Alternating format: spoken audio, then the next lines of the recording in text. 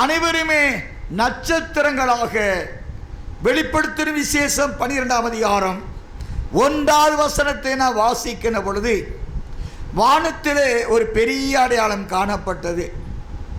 ஒரு ஸ்திரீ சூரியனை அணிந்திருந்தாள். அவள் சிரசில் 12 நட்சத்திரங்கள் உடைய கிரீடத்தை அவள் அணிந்திருந்தாள். என்றால் கிரீடம் என்றால் அந்த ஸ்திரீயாய பரிசுத்த புதிய எருசலேம் மணவாட்டி சபை ஜெயம் பெற்றவளாய் தேவனால் நியமிக்கப்படுகிறாள், சிருஷ்டிக்கப்படுகின்றாள். வெளிப்படுத்தின விசேஷம் 1ஆம் அதிகாரம் 20ஆம் வசனத்தின்படியாய் சர்வபலமுள்ள தேவனுடைய வலது கரத்திலே 7 நட்சத்திரங்களை அவர் ஏந்தி கொண்டிருக்கின்றார். 7 குத்துவிளக்குகளை சுற்றிலும் ஏற்படுத்தப்பட்டு இருக்கிறது. என்றால் ஒவ்வொரு நட்சத்திரமும் ஒவ்வொரு சபையின் தூதன் என்று விளக்கம் கொடுக்கப்படுகிறது. அப்படி என்றால் நட்சத்திரம் என்று நான் வெளிப்படுத்தல் 9ஆம் அதிகாரம் 1ஆம் வசனத்தில் வாசித்தபடி 5ஆம் தூதன் எக்காலம் ஊதினான். அப்பொழுது வானத்திலிருந்து பூமி மேல் விழுந்த ஒரு நட்சத்திரத்தை திவ்யவாசன யோவான் கண்டான். தொடர்ந்து அந்த நட்சத்திரமானவனுக்கு பாதாள குழியின் திறவுகோல் கொடுக்கப்பட்டது. பாதாளத்தின் திறவுகோல் யாருக்கு கொடுக்கப்பட்டது? அது யாருடையது? வெளிப்படுத்தின விசேஷம் 1ஆம் அதிகாரம் ஆண்டவர் சொல்லுகிறார், நான் மரித்தேன் ஆனாலும் சதாகாலங்கள் உயிரோடு இருக்கிறேன் என்று சொல்கிற தேவன் தொடர்ந்து அவர் கரத்திலே அவர் பாதாளத்தின் திறவுகளை உடையவர் என்று சொல்லி 18ஆம் வசனத்தில் வெளிப்படுத்த 1:18 வாசிக்கலாம்.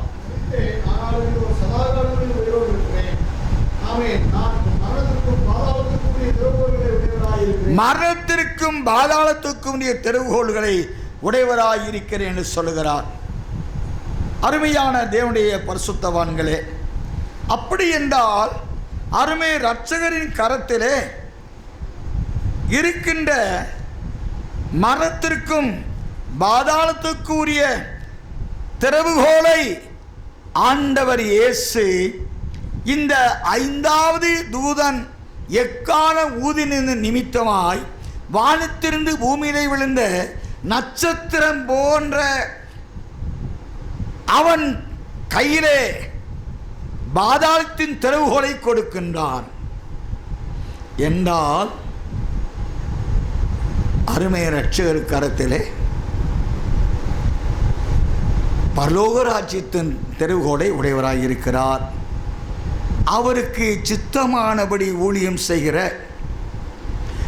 அவருடைய சித்தத்தின்படியாய் ஜனங்கள் பரிசுத்தவான்களாய் மீட்கப்பட தீர்மானித்த தேவன் அவரை மீட்கும்படியான ஊழியத்தை அப்போஸ்தலன் கையிலே மத்தேயு 16ஆம் அதிகாரம் 18ஆம் வசனத்தின்படி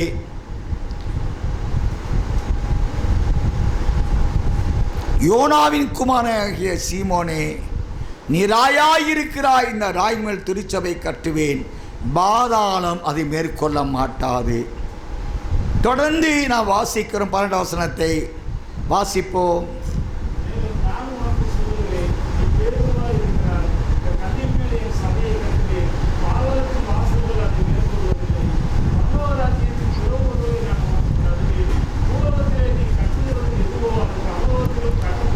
பரலோக ராஜ்யத்தின் திறவுகோலை அங்கே தருவேன் என்று சர்வ வல்லமையுள்ள தேவனாகிய இயேசு சொல்லுகிறார். இங்கே 5வது எக்கால ஊதின சமயத்தில் வானத்திலிருந்து நட்சத்திரம் போன்ற ஒருவன் ஒரு பரிசுத்தவான் பூமியிலே விழுந்த பொழுது இறங்கி வந்த பொழுது அவனு கரத்திலே பாதாளத்துக்குரிய தெருவுகளை கொடுக்கப்படுகிறது. 2ஆம் வசனத்தை வாசிப்போம். வெளிப்படுத்தல் 9ஆம் அதிகாரம் 2ஆம் வசனம். அவன் குழியை திறந்தான். உடனே பெருஞ்சுளையின் புகையை போல அந்த குழியிலிருந்து புகை எழுப்பிட்டு அந்த குழியின் புகையினால் சூரியனும் ஆகாயமும் அந்தகாரப்பட்டது. அருமையான தேவனுடைய பரிசுத்தவான்களே, பாதாளத்தின் தெருவுகோலை பெற்றுக்கொண்ட அந்த நட்சத்திரம் போன்ற அந்த பரிசுத்தவான் பாதாள குழியை திறந்தான். உடனே பெரும் சூளையின் புகையைப் போல அந்த குழியிலிருந்து புகை எழும்பிற்று. அந்த குழியின் புகையினால் சூரியனும் ஆகாயம் அந்தகாரப்பட்டது. ஆக முதலாவது அதாவது ஐந்தாவது இக்காலம் ஊதின வேளையிலே பாதாளம் திறக்கப்படுகிறது. பாதாளத்துக்குள் காரிருளும் புகையும் அக்கினியும் இருப்பதாக நாம் அறிந்திருக்கின்றோம். இறுதி வேளையிலே வெளிப்படுத்தல் 20ஆம் அதிகாரம் 10ஆம் வசனத்தின்படி மிருகமும் கள்ளத்திற்கு தரிசியும் அந்தி கிறிஸ்துவான அவன் பாதாள அக்கினி கடலிலே கந்தகமும் அக்கினியும் உடைய கடலிலே அவர்கள் தள்ளப்பட்டார்கள்.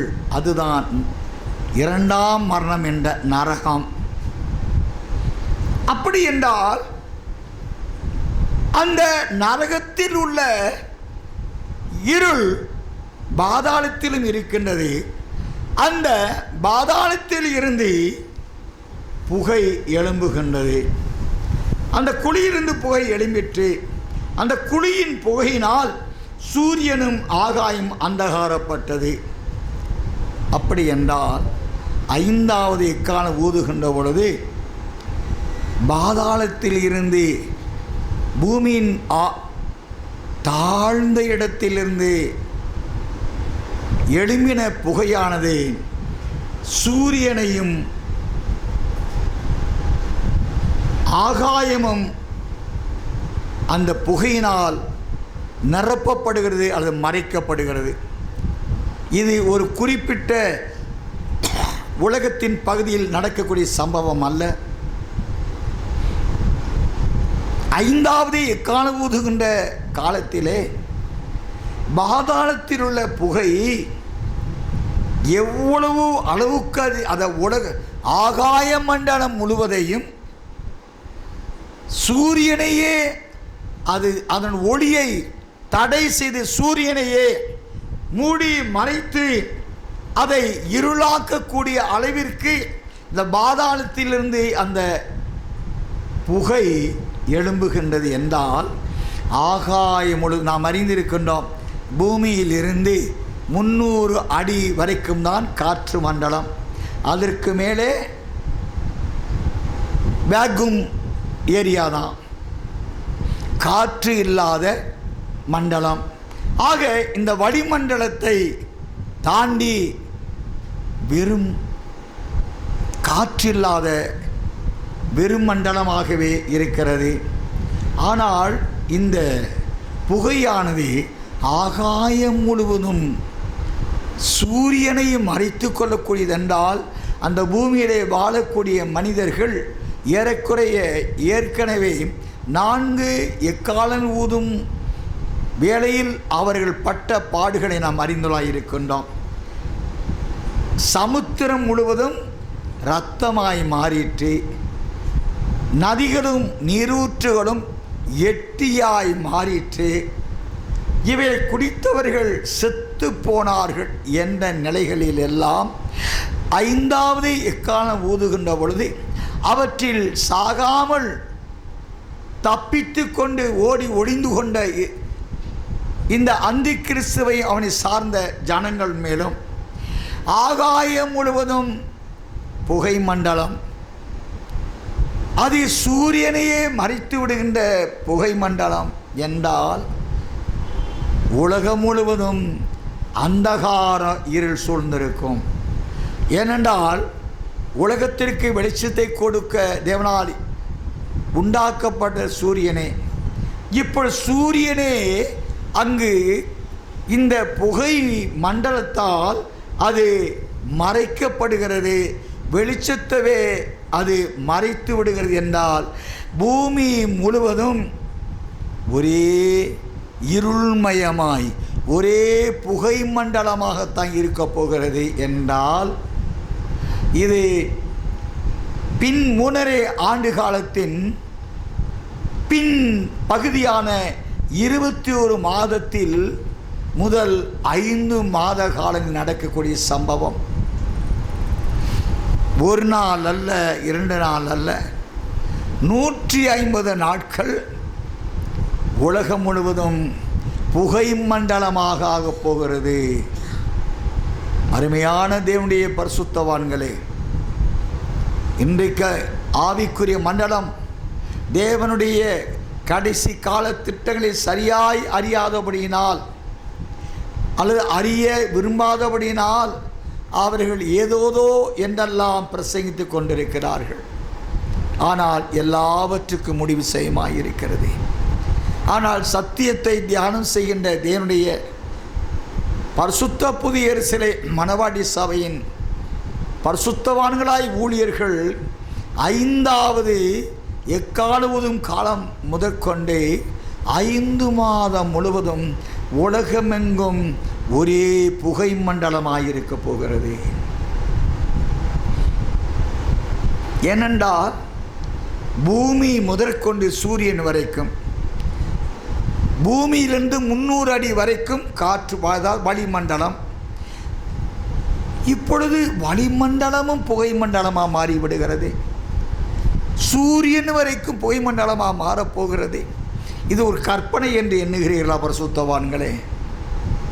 இந்த சத்தத்தை கேட்கிற நீங்கள் ஒருவேளை இது ஒரு கற்பனையான தோற்றத்தில் எழுதப்பட்டது என்று எண்ணுகிறீர்களா? இது சத்திய வேதம். வேதம் என்றால் நாம் அறிந்திருக்கிறபடி அறிவு, அறிவிலும் சத்தியமான அறிவு, மனிதனுக்கு சத்தியமான அறிவை கொடுக்கக்கூடியது. மனுஷனில் இருக்கக்கூடிய அஞ்ஞானம் என்ற இருளை அகற்றி எறிந்து சத்தியமான மெய்ஞானமான அறிவை கொடுக்கக்கூடிய தேவனுடைய திவ்ய நிலையை மனுக்குலத்திற்கு இலவசமாய் கொடுக்கக்கூடிய விவிலியமே இது. ஆனபடியால் வெளிப்படுத்தின விசேஷத்தில் நடக்கக்கூடிய ஒவ்வொரு சம்பவங்களும் உறுதியானது, அது உண்மையானது என்பதற்கு வெளிப்படுத்தின விசேஷம் 22ஆம் அதிகாரத்தில் அருமை பிதாவாகிய இயேசு ஒரு வாக்குறுதியை கொடுக்கின்றார். வெளிப்படுத்தின 22ஆம் அதிகாரம் 18வது வசனத்தை வாசிப்போம்.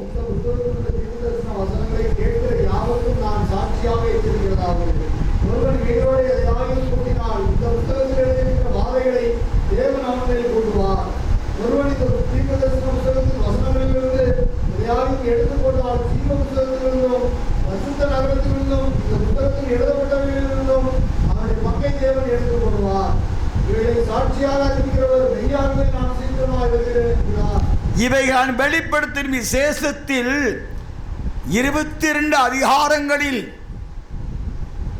எழுதப்பட்டுள்ள 1400 வசனங்களில் உள்ள அத்தனை வேத வசனங்களை சார்ந்து நடப்பிக்கப்பட இருக்கின்ற சம்பவங்கள், நடவடிக்கைகள், மீட்பும் நியாயத்தீர்ப்பும் என்ற எல்லாமே இவைகளுக்கு தேவன் சொல்லுகிறார். இவை அனைத்திற்கும் தன்னையை சாட்சியாக அர்ப்பணித்துக் கொள்கிறார். ஒருவன் தீர்க்க தரிசன புஸ்தகத்தின் வசனங்களிலிருந்து எதையாயிலும் எடுத்து போட்டால் ஜீவ புஸ்தகத்திலிருந்தும் பரிசுத்த நகரத்திலிருந்து புஸ்தகத்தில் எழுதப்பட்டவிலிருந்தும் தேவன் அவனுடைய பங்கை எடுத்து போடுவார். இவைகளை சாட்சியாக அறிவிக்கிறவர் மெய்யாகவே நான் சீக்கிரமாய் வருகின்றார். இவைகளை அறிவிக்கிறவர் யார்?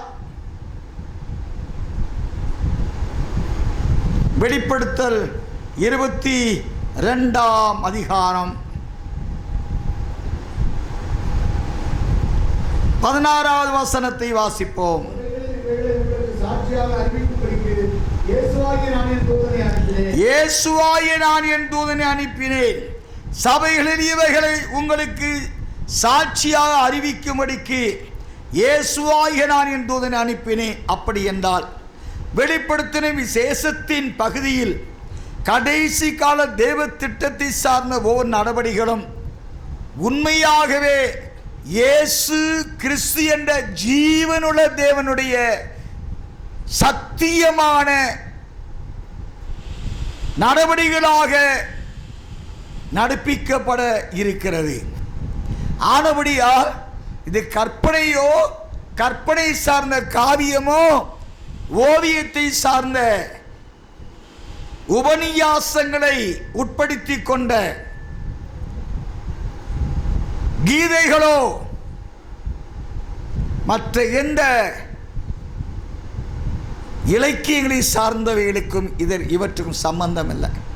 இது சத்தியமான வேதம். ஆனபடியால் அருமையான தேவனுடைய பரிசுத்தவான்களே, இவற்றில் எழுதப்பட்டுள்ள ஒவ்வொன்றும், இவற்றில் எழுதப்பட்டுள்ள ஒரு வசனமோ வசனத்தில் உள்ள ஒரு எழுத்தோ ஒரு எழுத்தின்